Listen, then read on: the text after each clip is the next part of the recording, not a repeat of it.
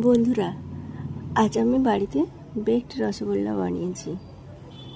খেতে কেমন হয়েছে দেখে তোমরা বলো। অনেক দিন ধরেই ভাবছিলাম যে বেকড রসগোল্লা বাড়িতে বানাবো। এবার আজকে অনেকগুলো রসগোল্লা ছিল ফ্রিজে। এবার আমি ভাবলাম না, কিছু একটা নতুন কিছু করা যায়।